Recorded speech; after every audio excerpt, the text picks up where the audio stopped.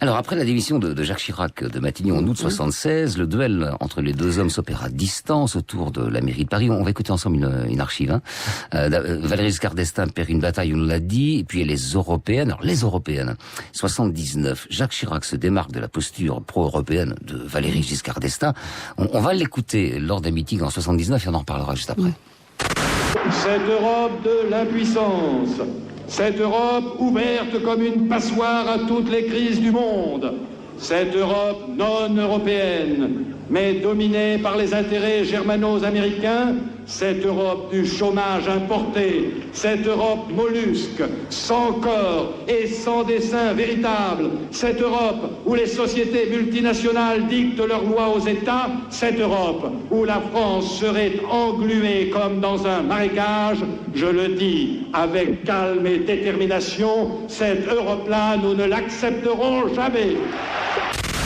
Alors deux choses. Déjà, le discours est très violent. Il faut le remettre en son contexte. Aujourd'hui, messieurs Mélenchon, Madame Le Pen pourraient parler comme ça, mais à cette époque-là, c'était quand même un sacré risque de batailler contre l'Europe quand on devait être président de la République.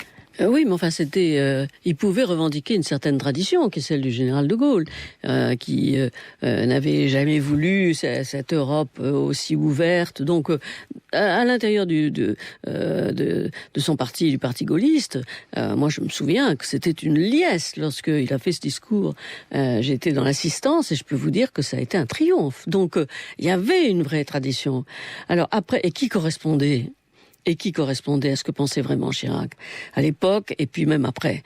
C'est-à-dire, il pensait vraiment l'Europe passoire, l'Europe des intérêts anglo-saxons. Il pensait. Et puis finalement, il a mis ça avec un mouchoir dans sa poche, avec un mouchoir par-dessus, quand il s'est agi de se présenter lui-même à la présidence de la République. Et je me souviens très bien parce qu'il me l'a dit. Il m'a dit un jour, pendant la campagne électorale, où je lui demandais pourquoi vous avez changé d'avis sur l'Europe. Il m'a dit parce que on ne peut pas être élu président de la République en France si on est anti-européen. Voilà. Donc c'est quand même... alors il pensait après peut-être changer les aspects qu'il avait dénoncés. Mais enfin, en attendant, sa conversion date quand même de la présidence de la République.